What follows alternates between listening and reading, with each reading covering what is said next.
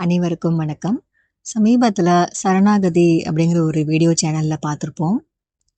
இந்த வீடியோவ தொடர்ந்து சில இமெயில்ஸ், சில டெலிகிராம் டிஎம்ஸ் வந்திருந்துச்சு. ஆடியன்ஸ் அவங்களோட அனுபவங்கள ஷேர் பண்ணியிருந்தாங்க. சில கேள்விகள் கேட்டிருந்தாங்க.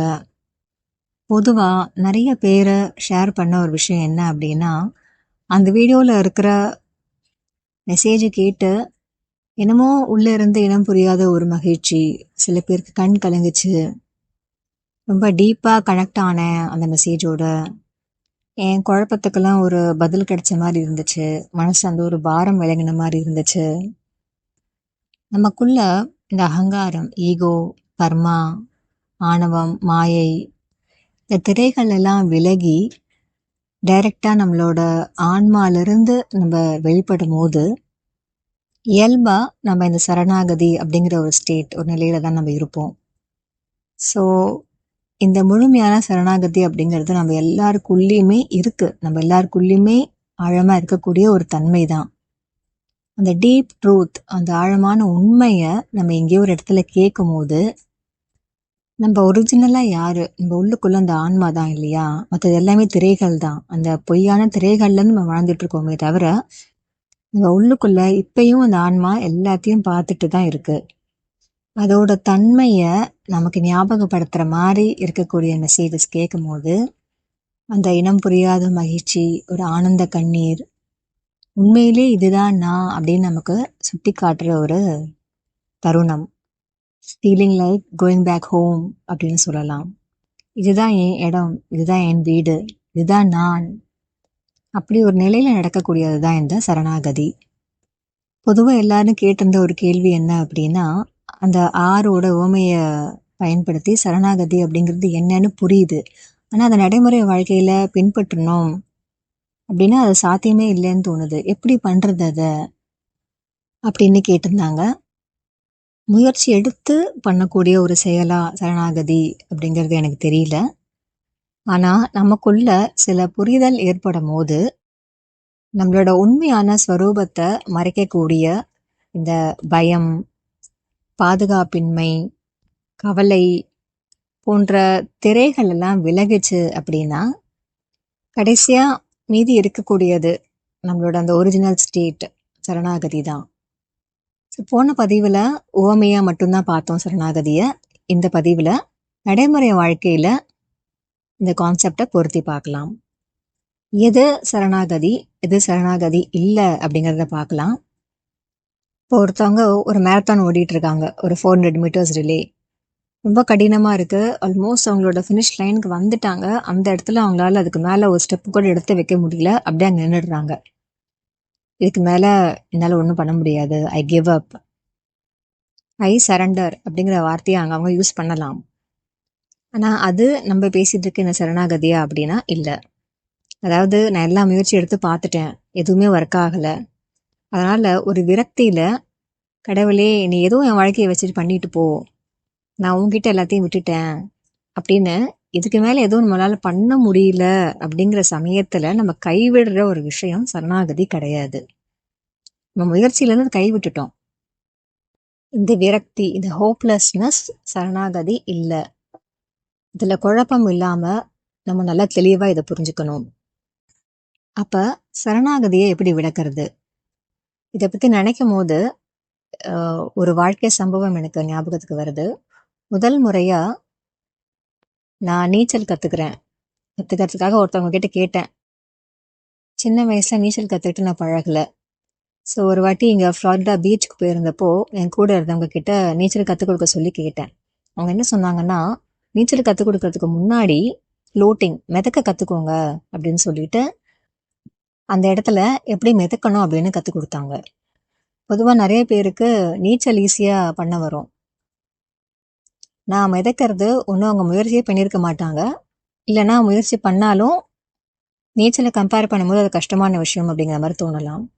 ஸோ முதல் வாட்டி நான் அங்கே மிதக்கிறதுக்கு கற்றுக்கிட்டப்போ தண்ணி மேலே படுத்திருக்கோம். அப்போ வந்த முதல் பயம், மூழ்கிட்டா என்ன பண்ணுறது? அப்போ இந்த உடல் எப்படி ரியாக்ட் பண்ணுச்சு அப்படின்னா, ஒரு இறுக்கம் டைட்டாக இறுக்கி பிடிச்சிக்குது.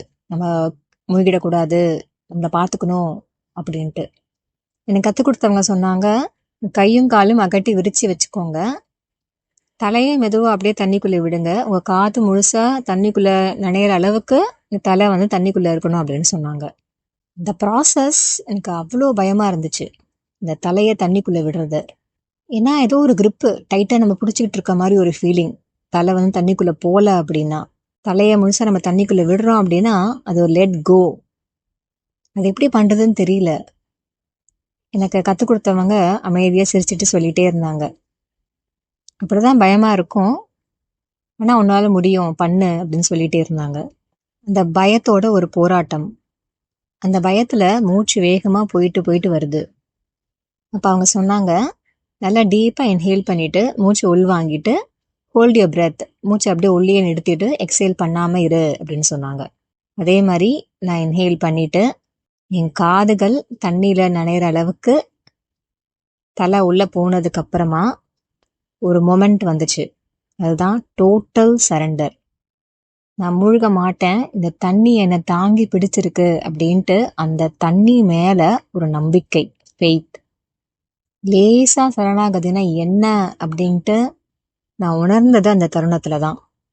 சின்ன வயசுலேருந்தே நம்மளை ரோடு கிராஸ் பண்ணும்போது பார்த்து கிராஸ் பண்ணு, இதில் கை வைக்காத, இங்கே பாதுகாப்பாக இருந்துக்கோ அப்படின்னு தான் நம்மளை சொல்லி சொல்லி வளர்க்குறாங்க இல்லையா. அது நல்லதுக்கு தான் சொல்லி வளர்க்குறாங்க. ஸோ நம்மளை பாதுகாத்துக்கணும் அப்படிங்கிற ஃபேஸ்லேருந்து நம்ம அடுத்த ஃபேஸுக்கு போகணும் அப்படின்னா நம்ம பாதுகாப்பாக தான் இருக்கோம் அப்படிங்கிற நம்பிக்கை நமக்கு வரணும். நம்ம வாழ்க்கையில் நமக்குள்ளே நடக்கக்கூடிய எல்லா போராட்டங்களுமே இதே மாதிரி தான். இந்த பயத்தை விட்டு நம்ம சரண்டர் ஆகிறோம் இல்லையா, அதுதான் ப்ராசஸ். லைஃபே அந்த ப்ராசஸ் தான். சரணாகதினா என்ன அப்படின்ட்டு முழுமையாக தெரியாதவங்க சொல்லக்கூடிய ஒரு கருத்து என்ன அப்படின்னா, கோழைகள் தான் சரணடைவாங்க. நான் அவங்க சொல்ல சரணாகதி அந்த கிவிங் அப். உண்மையிலேயே தைரியம் இருந்தால் தான் சரணடைய முடியும்.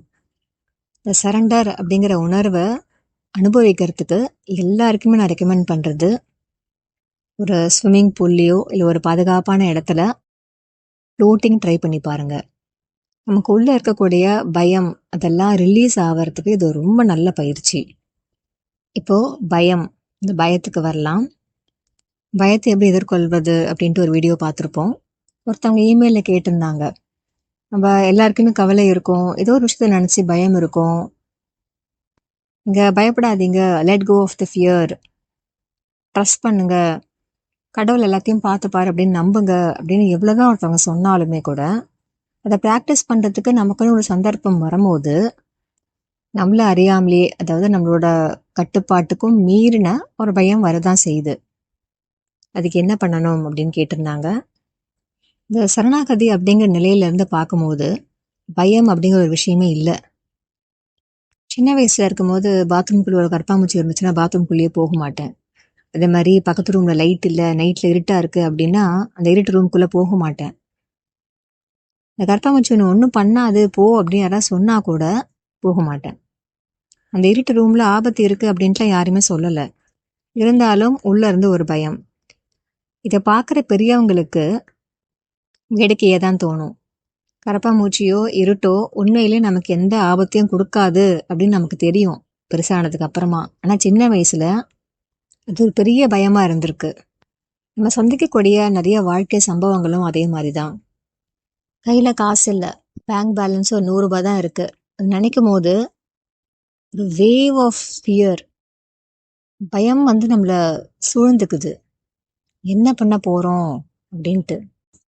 பயப்படாதீங்க, let go of the fear, சரணடைங்க, எதிர்காலத்தை பற்றி சிந்திக்காதீங்க, பி இன் த ப்ரெசன்ட், நிகழ்காலத்தில் இருங்க, த பவர் ஆஃப் நவ், எல்லாமே கேட்க நல்லா தான் இருக்குது. எல்லாத்தையும் கேட்டுட்டு நம்ம எல்லா புத்தகங்களையும் படிச்சுட்டு எல்லா வீடியோஸையும் இந்த மாதிரி பார்த்துட்டு எல்லாரோட அட்வைஸ் சஜஷன்ஸ் எல்லாமே கேட்குறோம், எல்லாமே புரியுது. கடைசியாக நம்மக்கிட்ட மிஞ்சிற ஒரே ஒரு கேள்வி, எல்லாம் சரிதான், இப்போ இந்த பயத்துலேருந்து நான் எப்படி வெளில வர்றது? பயத்தை மேலோட்டமாக கிள்ளி எடுக்கிறதுல பிரயோஜனமே இல்லை.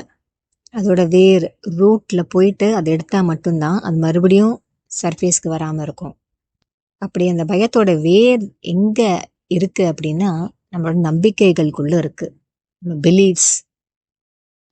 இந்த நம்பிக்கைகள் எங்கேருந்து உருவாயிருக்கும் அப்படின்னா எல்லாமே நம்ம கடந்த காலம்தான். சின்ன வயசுல அப்பா சொன்னது, அம்மா சொன்னது, தாத்தா பாட்டி சொன்னது, டீச்சர் சொன்னது, ஃப்ரெண்ட்ஸ் சொன்னது, நம்ம குடும்பத்திலே ஏற்பட்ட சூழ்நிலைகள், காசு இல்லாமல் கஷ்டப்பட்டு வளர்ந்த நாட்கள், அந்த அனுபவங்களோட தாக்கம், காசு இல்லாததுனால ஒரு விஷயத்த நான் இழந்துட்டேன் அப்படிங்கிற தாக்கங்கள், மற்றவங்க நம்மளை அவமானப்படுத்தினது, இதுக்கும் முன்னாடி முன்ஜென்மங்களோட பதிவுகள், தாக்கம், இந்த மாதிரி நூற்றுக்கணக்கான நம்பிக்கைகள் நமக்குள்ள இருக்கும். என்ன இருக்குன்னு நமக்கு தெரியாது. ஆனால் இந்த நம்பிக்கைகள் எல்லாமே கரையணும். கரைஞ்சாதான் நம்மளோட திரை விலகும். அப்பதான் அந்த பயம் போகும். அப்ப என்னன்னு தெரியணும் இல்லையா? நம்ம வாழ்க்கையில ஒவ்வொரு தருணமும் முக்கியமான தருணம், முக்கியமில்லாத தருணம் அப்படிலாம் எதுவுமே கிடையாது. Every second, every moment of our life நமக்குள்ள இப்படி இருக்கிற ஏதோ ஒரு நம்பிக்கைய நமக்கு சுட்டி காட்டிக்கிட்டே இருக்கு. அது பிரபஞ்சம், இயற்கை, கடவுள், நம்ம என்ன வேணா வச்சுக்கலாம் அந்த சோர்ஸை. இப்போ இதே உதாரணம், நம்ம இந்த மாதம் எல்லாம் செலவு முடிச்சிட்டோம். செலவு முடிச்சுட்டு இப்போ அக்கௌண்ட் பேலன்ஸ் செக் பண்ணுறோம், 100 ரூபாய் இருக்குது. தூக்கி வாரி போடுது ஒரு பயம். அந்த மொமெண்ட் இருக்கு இல்லையா, நீங்கள் பேலன்ஸ் செக் பண்ண அந்த மொமெண்ட் நமக்கு என்ன சுட்டி காட்டுது அப்படின்னா, காசு இல்லை அப்படின்னா நான் பாதுகாப்பாக உணரலை அப்படிங்கிற நம்பிக்கை, அப்படிங்கிற உணர்வு எனக்குள்ளே இருக்கு அப்படிங்கிறத காட்டுது. சரி, காட்டுது, அது இருக்குன்னு எனக்கு புரியுது. அது போயிடுச்சுன்னா என்னை விட்டு அந்த பயம் போயிடும்னு புரியுது. ஆனால் அதை எப்படி எடுக்கிறது? இந்த நம்பிக்கையை எப்படி எடுக்கிறது? இதுக்கு பல வழிகள் இருக்கலாம். சில பேருக்கு இந்த அஃபர்மேஷன் சொல்கிறது பயனுள்ளதாக இருக்கலாம். சில பேருக்கு அதை பற்றி யோசித்து சிந்தித்து பார்த்து கான்ஷியஸாக நம்மளே ஒரு முடிவு எடுத்து இதை மாற்றணும் அப்படிங்கிறது கூட சில பேருக்கு ஒர்க் அவுட் ஆகலாம். இதில் நான் ப்ராக்டிஸ் பண்ணுற ஒரு பயிற்சி என்ன அப்படின்னா, எனக்குள்ளே இருக்க இந்த மாதிரியான தேவையில்லாத நம்பிக்கைகள் நான் இருக்குது அப்படின்னு உணர்கிற போது அந்த மொமெண்ட்டில் என்ன பண்ண மாட்டேன்னு ஃபஸ்ட்டு சொல்கிறேன்.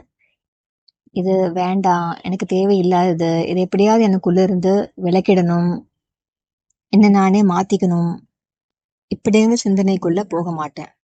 அதுக்கு பதிலாக இந்த நம்பிக்கைகள் நான் இல்லை, இது என்னோட அடையாளம் இல்லை, நான் வேறு, இந்த நம்பிக்கைகள் வேறு, ரெண்டுமே வெவ்வேறு இடத்துல இருக்கு. இது நான் அப்படிங்கிறது இந்த நம்பிக்கைகளை ஒரு பார்வையாளராக பார்க்குற ஒரு கண்ணோட்டத்தில் பார்க்க தொடங்குறது. இது ரமண மகரிஷியோட டீச்சிங்ஸ்லேருந்து நான் கற்றுக்கிட்ட ஒரு பயிற்சி. ஆனால் எல்லாருக்குமே இது புரியுமா, என் நம்பிக்கைகள் வேறு, நான் வேறு அப்படின்னு பிரித்து பார்க்கறதுக்கு முடியுமா அப்படின்ட்டு எனக்கு தெரியல. நம்ம ஒவ்வொருத்தரோட இயல்பு வெவ்வேறு மாதிரி இருக்கும். ஆனால் இந்த மாதிரி நான் இந்த நம்பிக்கைகள் இல்லை அப்படின்ட்டு நம்ம பார்க்கும்போது என்ன ஆகுது அப்படின்னா, இந்த நம்பிக்கை வீக் ஆகுது, அதோட சக்தி குறைந்து அதோட செயல் தன்மை குறையுது. இதை சயின்டிஃபிக்காக நம்ம அப்சர்வர் எஃபெக்ட் அப்படின்னு சொல்லலாம். அதை பற்றி இன்னொரு வீடியோ தனியாக பார்க்கலாம்.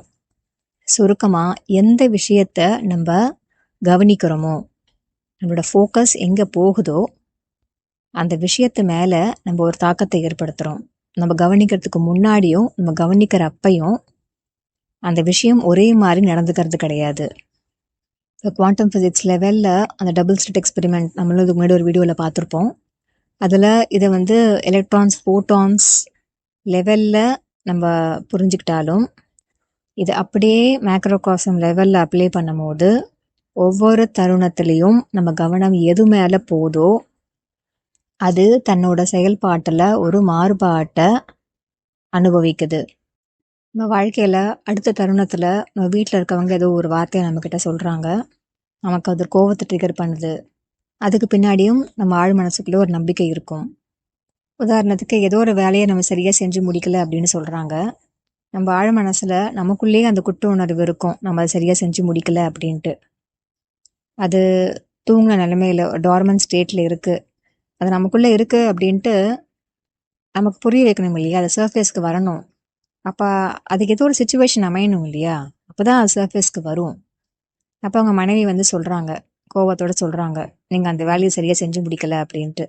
இப்போ நமக்குள்ளே ஃபஸ்ட்டு அந்த குற்ற உணர்வு இருக்குது, அதை யாரோ கிளறி எடுக்கிறாங்க அடியிலேருந்து. அப்போ அந்த ஃப்ளாஷ் ஆஃப் அ செகண்ட் நமக்கு தெரியுது, ஓ எனக்குள்ளே இந்த குற்ற உணர்வு இருக்குது. அதுக்கே நம்ம கோவத்தோடு ரியாக்ட் பண்ணுறோம் அப்படின்னா, ஆழமாக நமக்குள்ளேயே ஒரு அவமானமான ஒரு உணர்வு, நம்ம அந்த வேலையை சரியாக செஞ்சு முடிக்கல, அது சரியில்லை, இப்படி பண்ணியிருக்க கூடாது. ஆனா இந்த குற்ற உணர்வையும், இந்த அவமானம் அப்படிங்கிற உணர்வையும் நமக்கு ஏத்துக்கவே பிடிக்கல. இது ஏன் எனக்கு ஏற்பட்டுச்சு? இது வேண்டாம்.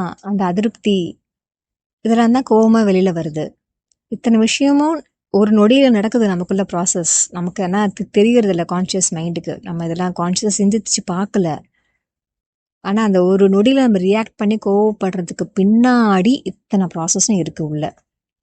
இந்த குற்ற உணர்வு கூடயும், இந்த அவமானத்து கூடயும் நம்ம அசோசியேட் இணைக்கிற போது மட்டும்தான் இது நடக்கும். ஆனா நான் வேறு, இந்த குற்ற உணர்வு யாருக்கு நடந்துகிட்டு இருக்கோ அவங்க வேறு அப்படின்னு நம்ம பிரிச்சு பார்க்க பழகிட்டோம் அப்படின்னா இது நமக்கு ஏற்படல. பட் யாருக்கு ஏற்படுதோ அவங்களோட நம்ம அசோசியேட் ஆயிருக்கோம். இப்படி நமக்குள்ள இருக்க அந்த இன்னொரு குரலை நம்ம ஜஸ்ட் பார்க்கணும், அவ்வளோதான். அது ஒன்று போதும் அந்த குரலை சக்தி இழக்க செய்யறதுக்கு. இது ஒரு நாள் 2 நாள் வராது. நம்ம கோவப்படுற அந்த சமயத்தில் நம்ம உட்காந்து இதெல்லாம் யோசிக்க முடியாது. இது லைஃப்பில் கண்டினியூஸ் ப்ராசஸாக ஒவ்வொரு மொமெண்ட்டும் நம்ம செஞ்சுக்கிட்டே இருக்கும் போது ஒரு ஸ்டேஜில் இதே மாதிரி நம்ம மனைவி வந்து நம்மக்கிட்ட சொல்லுவாங்க, இந்த வேலையை சரியாக முடிக்கல அப்படின்ட்டு. அப்போ நம்ம கோவமே வராது, நம்ம ரியாக்டே பண்ண மாட்டோம். ஏன்னா உள்ளே போய் குத்துறதுக்கு அங்கே குற்ற உணர்வு எதுவுமே இல்லை. அந்த வேலையை முடிக்கலன்னு எனக்கு தெரியும், அதுக்கு நான் பொறுப்பு ஏற்றுக்கிறேன், அதை எப்படி ரெக்டிஃபை பண்ணணும்னு எனக்கு தெரியுது, நான் அது கூடிய விரைவில் பண்ணிடுவேன். இந்த குற்ற உணர்வு டிரான்சென்ட் ஆகி மாறி இந்த மாதிரி ஒரு நம்பிக்கைக்கு போயிடுச்சு. ஸோ அங்கே குற்ற உணர்வு அப்போ இல்லை. ஸோ மற்றவங்க நம்மளை குத்தி காட்டணும்னு நினச்சா கூட நமக்குள்ள அங்கே எதுவுமே இல்லை குத்தப்படுறதுக்கு. அப்போ தான் நம்ம கோவப்பட மாட்டோம், ரியாக்ட் பண்ண மாட்டோம். நம்மளே ஒரு டெசிஷன் எடுத்துக்கிட்டு நான் ரியாக்ட் பண்ணக்கூடாது. பொதுவாக சொல்கிறாங்க இல்லையா, எதனா இருந்தாலும் ரியாக்ட் பண்ணாதீங்க, ரெஸ்பாண்ட் பண்ணுங்க அப்படின்ட்டு. ஸோ உள்ளே இருக்கிற உணர்ச்சிகள் போகாமல் கரையாமல் நம்ம மேலோட்டமாக ரியாக்ட் பண்ணாமல் இருக்கோம் அப்படின்னு முடிவு பண்ணி நம்ம ரியாக்ட் பண்ணாமல் இருந்தோம் அப்படின்னா அது முழுமையான பலனை கொடுக்காது. ரியாக்ட் பண்ணாமல் இருக்கணும் அப்படிங்கிறது சூப்பர்ஃபிஷியலாக மேலோட்டமாக நம்ம பார்க்கக்கூடிய ஒரு செயல். ஆழமாக பார்த்தா நம்மளை ட்ரிகர் பண்ணுறதுக்கு நமக்குள்ளே ஒன்றுமே இருக்கக்கூடாது. அதுதான் ஹீலிங். இப்படி ஒரு வாட்டி 2 வாட்டி ட்ரிகர் பண்ணுறதுக்கு உள்ள ஒன்றுமே இல்லை அப்படின்ட்டு நம்ம இந்த பிரபஞ்சம் சொல்லலாம், இந்த இயற்கைக்கு நம்ம உணர்த்திட்டோம் அப்படின்னா இன்னொரு வாட்டி இயற்கை நமக்கு அந்த மாதிரி சம்பவமே கொடுக்காது வாழ்க்கையில். ஏன்னா அது அங்கே தேவையில்லை. அடுத்த நம்பிக்கை என்ன இருக்குது, அடுத்த மொமெண்ட்டில் அதுக்கு போவோம் அப்படின்னு போயிடும். ப்ளஸ் இது வந்து ஒரு சுழற்சி, ஒரு சைக்கிள் மாதிரி நடந்துக்கிட்டே இருக்கும். ஸ்பைரல் அசென்ஷன் அப்படின்னு ஒரு கான்செப்ட் மட்டும் நம்ம பார்த்துருப்போம். நமக்கு ஒரு சம்பவம் நடக்குது, ஒரு குறிப்பிட்ட நம்பிக்கை நமக்குள்ளே இருக்குது அப்படின்ட்டு நமக்கு மேலே நம்ம உணர்வு நிலைக்கு வருது. அது வந்து நமக்கு ஒரு சான்ஸ், ஒரு ஆப்பர்ச்சுனிட்டி, ஒரு வாய்ப்பு. இது தெரிஞ்சுக்கிட்டு என்ன பண்ணுறீங்க இப்போது, இந்த சம்பவம் என்ன உணர்த்துச்சு அதை புரிஞ்சுக்கிட்டீங்களா அப்படின்னு பார்த்துட்டு கொஞ்ச நாளுக்கு அப்படியே ஆற போட்டுரும். அப்புறம் மறுபடியும் கொஞ்ச நாளுக்கு அப்புறமா அதே மாதிரியான சம்பவம், அதே மாதிரியான உணர்ச்சியை உங்களுக்கு தூண்டுற மாதிரி நடக்கும். மறுபடியும் ஒரு வாய்ப்பு. இது ஒரு சைக்கிள் மாதிரி நடந்துக்கிட்டே இருக்கும் நமக்குள்ள அந்த கம்ப்ளீட் ஹீலிங் நடக்கிற வரைக்கும். சரி, இது மறுபடியும் சரணாகதிக்கு வரலாம். ஸோ இப்படி தேவையில்லாத நம்பிக்கைகள் நம்மளை விட்டு விலகும் போது தான் இந்த பயம், குற்ற உணர்வு, அவமானம், பாதுகாப்பின்மை, இந்த மாதிரியான முதல் கட்ட உணர்வுகள் நம்மளை விட்டு வெளியேறுது. சரணாகதி அப்படிங்கிற நிலையக்கு நம்ம போகிறதுக்கு ஒரு முதல் ஸ்டெப் மாதிரி. அடுத்தது நம்மளோட ஐடென்டிட்டிஸ், நம்மளோட அடையாளங்கள். நமக்கு ஒரு ஆற்றல் இருக்கு, இதே மாதிரி நம்மளையும் தாண்டி ஒரு ஆற்றல் இருக்கு. இதை நம்ம மறுக்கவே முடியாது. நம்ம என்னதான் ரோட்ல டிராஃபிக் ரூல்ஸை ஃபாலோ பண்ணிட்டு மெதுவாக நம்ம வண்டி ஓட்டிட்டு போயிட்டே இருந்தாலுமே கூட, இல்லை சும்மா ஃபுட்பாத்தில் நம்ம நின்றுட்டு இருந்தா கூட ரோட்ல போகிற இன்னொரு வண்டி வேகமாக வந்து நம்ம மேலே மோது நம்ம கீழே விழுறதுக்கு வாய்ப்பு இருக்கு. அது நம்ம கையில் இருக்கான்னா இல்லை, அந்த ஆற்றல் நம்மக்கிட்ட இல்லை. நமக்கு மீறி ஒரு ஆற்றல் இருக்கு. அந்த ஆற்றல் தான் இந்த பிரபஞ்சத்தையே படைச்சது, இந்த பிரபஞ்சத்தை செயல்படுத்திக்கிட்டும் இருக்கு. அப்போ நம்மளோட ஆற்றல் என்ன பண்ணுது அப்படின்னா, அந்த சக்தி வாய்ந்த ஆற்றல் என்ன பண்ணணும்னு நினைக்குதோ அதை நம்ம மூலியமா பண்ணிட்டு இருக்கு. அதோட இயக்கத்தை அதை நிறைவேற்றுவதற்காக நமக்கு கொடுக்கப்பட்டிருக்க ஒரு சின்ன ஆற்றல், அதுதான் நம்மளோட ஆற்றல், அவ்வளோதான். நான் பொதுவாக நம்ம எப்படி வாழ்கிறோம் அப்படின்னா, நம்ம கொடுக்கப்பட்டிருக்க இந்த சின்ன ஆற்றல் இருக்கு இல்லையா, இந்த ஆற்றலை வச்சுட்டு தான் நம்ம வண்டி ஓடுது அப்படின்னு நினச்சிக்கிறோம். என்னோட ஸ்கில்ஸ், என்னோட டேலண்ட், நான் கற்றுக்கிட்ட ஒரு வித்தை, என்னோட அறிவு, என் நாலேஜ், என் இன்டெலிஜென்ஸ், என் புத்திசாலித்தனம், நான் படித்தது, நான் ப்ராக்டிஸ் பண்ணது, என்னோட எனர்ஜி, என் சக்தி, இதெல்லாம் தான் என்னுடைய இந்த குணங்கள், இந்த பண்புகள், இந்த ஆற்றல்கள் தான் என்னோட வாழ்க்கையை நடத்துறதுக்கு, இயக்கத்துக்கு மூல காரணம் அப்படிங்கிற ஒரு சிந்தனைகள் நம்மளாம் வாழ்ந்துட்டு இருக்கோம் பொதுவாக. இதுலேருந்து பிறக்கிறது தான் நம்மளோட ஐடென்டிட்டி. நான், அதை சார்ந்த பெருமைகள், நான் இந்த இனம் சேர்ந்தவன், நான் இந்த ஜாதி சேர்ந்தவன், நான் இந்த மதத்தை பின்பற்றுபவன், நான் எவ்வளோ படித்தவன், நான் எவ்வளோ பெரிய நிர்வாகத்தை நடத்துகிறேன், நான் எவ்வளோ சம்பாதிக்கிறேன். இந்த பௌத்திக வாழ்க்கையில், இந்த மெட்டீரியலிஸ்டிக் லைஃப்பில் நமக்கு கிடைக்கக்கூடிய இந்த வெற்றிகள், சக்ஸஸ், இந்த அச்சீவ்மெண்ட், இதெல்லாமே நமக்குள்ள ஒரு ஒரு பெருமிதத்தை ஏற்படுத்துது இல்லையா? இது தவறான விஷயம் இல்லை. இயற்கை, எல்லாருமே இந்த ஸ்டேஜ் வந்து கடந்து தான் வருவாங்க. எப்படி நமக்குள்ள இந்த பயம், அவமானம், அந்த மாதிரி உணர்ச்சிகள்லாம் இருக்கோ, அதே மாதிரி நமக்குள்ள நான் தான் இதெல்லாம் செய்கிறேன், நான் தான் என் வாழ்க்கையை நடத்துகிறேன், எனக்குள்ள இந்த ஆற்றல்லாம் இருக்கு, இப்படி நமக்குள்ள இருக்க அந்த பெருமை, பெருமிதம், கர்வம், இதை சுட்டி காட்டுறதுக்கும் நம்ம வாழ்க்கையில சந்தர்ப்பங்கள் அமையுது. சிகரத்தின் உச்சிக்கு போனவங்கலாம், அது எந்த துறையா வேணா இருக்கலாம். இப்ப எயின்ஸ்டைனை எடுத்துக்கிட்டாலும் அவர் எவ்வளவோ கண்டுபிடிச்சாரு. கடைசியா அவர் சொன்னது என்ன அப்படின்னா, இந்த அறிவெல்லாம் எனக்கு எங்கேருந்து வந்துச்சுன்னு எனக்கு தெரியல, ஆனா எனக்கு ஒண்ணு தெரியும், அது என்னோடது இல்லை, என்னை மீறி ஒரு சக்தி இருக்கு, அங்க இருந்தா எனக்கு இதெல்லாம் வந்துச்சு. இப்படி இந்த நிலைக்கு நம்ம எல்லாருமே வருவோம் ஒரு நாள் கண்டிப்பா. விரக்தியிலே இது என் கையில இல்லைன்னு சொல்றது கிடையாது இது. ஆனா என்னை மீறி ஒரு சக்தி என்ன வழி நடத்துது. இது புரியும் போது நம்ம இத்தனை நாள் நான் என்னுடையது அப்படின்னு நினைச்சிட்டு இருந்தது எல்லாமே ரொம்ப சின்னதா ஆயிடுது. நான் அது, நான் இது, இது மாதிரிலாம் நான் நினைச்சிட்டு இருந்ததுன்னா இவ்வளவுதானா, இவ்வளோ பிரபஞ்சத்துல நான் ஜஸ்ட் ஒரு சின்ன சின்ன சின்ன புள்ளி. இதுக்குதான் நான் இத்தனை நாள் வாழ்க்கையில இவ்வளவு முக்கியத்துவம் கொடுத்துட்டு இருந்தேனா இந்த நான் அப்படிங்கிற விஷயத்துக்கு. அங்க நம்ம ரீச் ஆவர் தான் இந்த ஹியூமிலிட்டி, பணிவு. மேலோட்டமா நான் ரொம்ப ஹம்பிளா இருக்கேன், அட்லீஸ்ட் ஹம்பிளா இருக்கிறதுக்கு முயற்சி பண்ணணும் அப்படின்ட்டு நம்மள நாமளே தாழ்த்திக்கிட்டு பணிவா நம்ம பேசுறது உண்மையான பணிவு, ஹியூமிலிட்டி கிடையாது. இது ஒரு நல்ல பண்பு அப்படின்ட்டு நம்மளா முயற்சி பண்ணி உருவாக்கிக்கிற ஒரு ஒரு மேலோட்டமான விஷயமா இருக்கலாமே தவிர, உண்மையான ஹியூமிலிட்டி அப்படிங்கிற ஸ்டேஜ் நம்ம எப்ப அடையிறோம் அப்படின்னா, நமக்கு மீறின ஒரு ஆற்றல் இந்த பிரபஞ்சத்தையும் நம்மளையும் சேர்த்து இயக்கிட்டு இருக்கு அப்படிங்கிறத அறிவால் இல்ல, உணர்வால் நம்ம புரிஞ்சுக்கும் போது, இங்க வரும்போதுதான் சரணாகதியோட முதல் கதவு திறக்கப்படுது. நீ சரண் அடையணும் அப்படின்னா ஏதோ ஒரு விஷயம் அங்க இருக்கணும் இல்லையா, அதுக்கு தானே சரணடைய முடியும். அப்ப அந்த விஷயம், அந்த ஆற்றலை நம்ம உணரணும். அந்த ஆற்றல் என்னை இயக்குது, என்னோட அறிவை காட்டிலும் அந்த ஆற்றலோட அறிவு, இன்டெலிஜென்ஸ் பல மடங்கு உயர்ந்தது அப்படிங்கிறத நம்ம புரிஞ்சாதான் நம்ம அதுக்கு சரணடைய முடியும். ஹியூமிலிட்டி, இந்த பணிவுக்கு அடுத்தபடியா நம்ம யாரை பார்த்தாலும் சரி, இல்லை மற்ற உயிரினங்கள் எதுவாக இருந்தாலும் சரி, தவிர்க்க முடியாத ஒரு அன்பு, ஒரு கருணை, ஒரு காருண்யம் நமக்குள்ள இருந்து வரும். நம்மளால ஏன் இன்னொருத்தவங்க மேல கருணையோட இருக்க முடியல அப்படின்னா, அது வந்து நான் அப்படிங்கிற அகங்காரம் நம்மள தடுத்து நிறுத்துதாங்க. என்னோட நம்பிக்கைகள் இது, ஆனா உன் நம்பிக்கைகள் வேற, எனக்கு அது பிடிக்கல, நீ எனக்கு இந்த மாதிரி துரோகம் பண்ணிட்ட, என்னால ஒன்றும் மன்னிக்க முடியாது. ஆனா என்னை மீறி ஒரு ஆற்றல் என்னை இயக்கிட்டு இருக்கு அப்படிங்கிறது நமக்கு புரியும் போது, இந்த மாதிரி விஷயங்கள் எல்லாம் நமக்கு சிறுபிள்ளைத்தனமா தோணும்.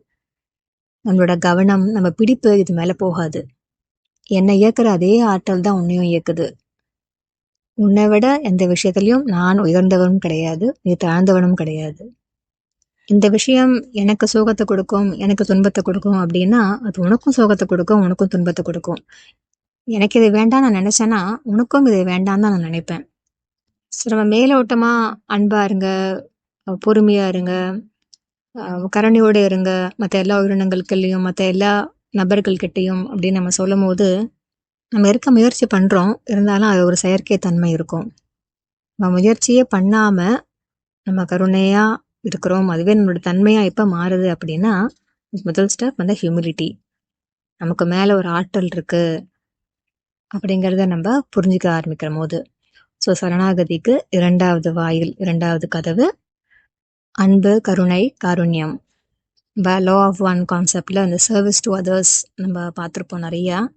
ஸோ உண்மையாலே நம்ம மற்றவங்களுக்கு சேவை அப்படின்ட்டு எப்படி செய்வோம் அப்படின்னா, நமக்குள்ளே அந்த கருணை வெளிப்படும் போது, எதையும் எதிர்பார்க்காத தன்னலமற்ற சுயநலமற்ற பண்பு தான் அந்த சர்வீஸ் டு அதர்ஸ். அது ஒரு செயல் இல்லை.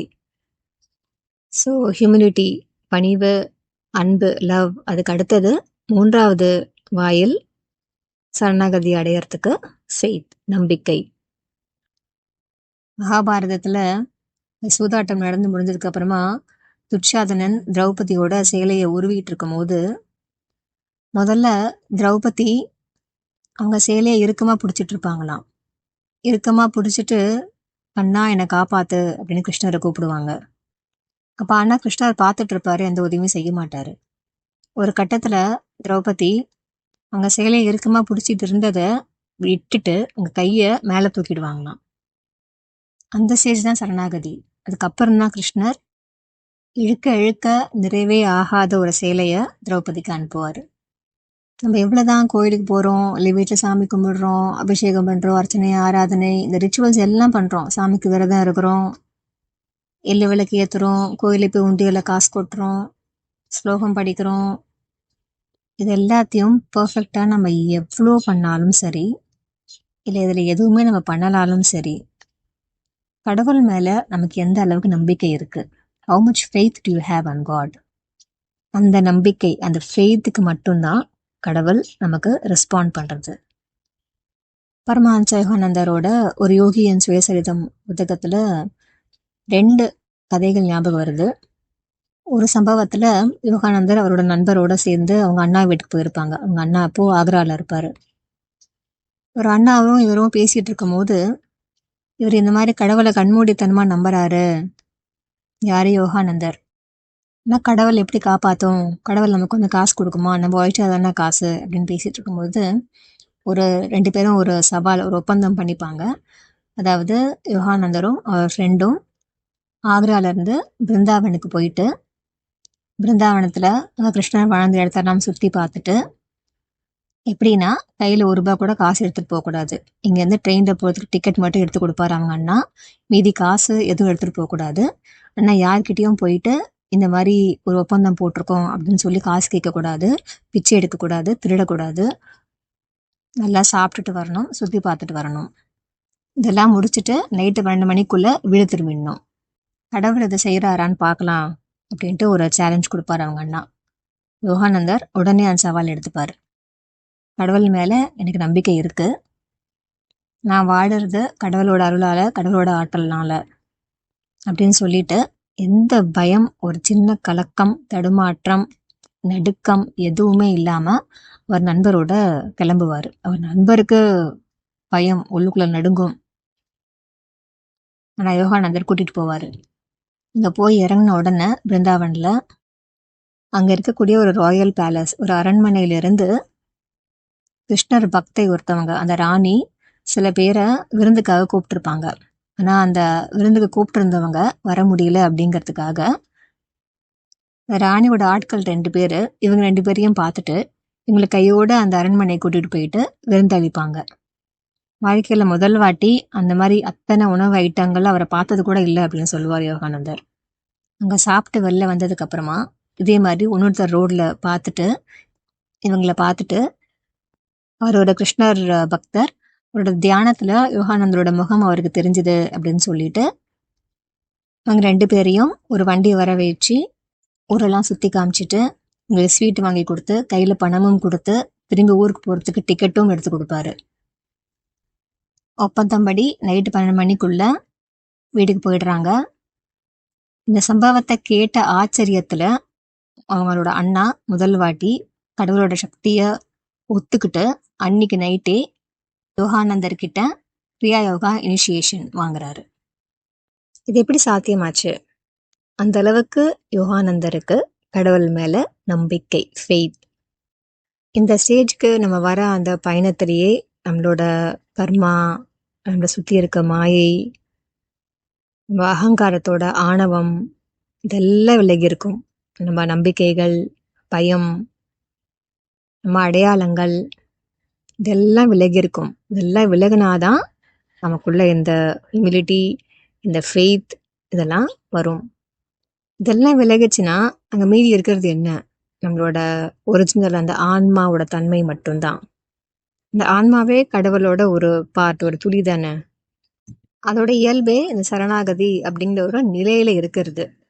ஸோ சரணாகதி அப்படிங்கிறது ஒரு செயல் கிடையாது, முயற்சி பண்ணி வரக்கூடிய ஒரு செயல் கிடையாது. பட் அது வந்து ஒரு நிலை. நான் அமைதியா இருக்கேன் அப்படின்னு நம்ம சொல்லும்போது அமைதி அப்படிங்கிறது ஒரு செயல் கிடையாது, அது ஒரு நிலையை குறிக்குது இல்லையா, ஒரு ஸ்டேட் ஆஃப் எக்ஸிஸ்டன்ஸ். அந்த மாதிரி சரணாகதி அப்படிங்கிறது நம்ம இருக்கக்கூடிய ஒரு நிலை. அதனாலதான் சரணாகதி அடைதல் அப்படின்னு சொல்றோம். சரணாகதியை செய்தல் அப்படின்னு நம்ம சொல்லல. அடைதல் அப்படின்னா அது ஒரு நிலை. ஸோ இந்த மாதிரி நிலைக்கெல்லாம் போனாதான் சரணாகதி அடைய முடியும் அப்படின்ட்டு நம்ம யாரும் டிஸ்கரேஜிங்காக ஃபீல் பண்ண வேண்டாம். அந்த நிலையை ரொம்ப தூரத்தில் இருக்குமோ அப்படின்னு எண்ணி நம்ம உற்சாகம் இல்லாமையோ ஊக்கம் இல்லாமையோ உணர வேண்டாம். அதுக்கு பதிலாக நம்ம ஒவ்வொரு தருணத்திலையும் எடுக்க வேண்டிய சின்ன சின்ன ஸ்டெப்ஸ், அதை நம்ம செஞ்சுட்டு வரும்போது இயற்கையாக நம்மளோட பாதை நம்மளை சரணாகதி அப்படிங்கிற நிலைக்கு தான் கொண்டு போய் விடும். முதல் வாட்டி நம்ம குழந்தைய ஸ்கூலில் சேர்க்கும் போது இது இப்போ தான் எல்கேஜி சேர்ந்துருக்கு, இது எப்போ படித்து ஸ்கூல் முடிக்க போகுது அப்படின்னு மலைப்பாக இருக்கும். ஆனால் நம்ம எல்லாருமே எல்கேஜிலேருந்து ஆரம்பித்து ஸ்கூல் முடித்து படித்து வந்துட்டோம்.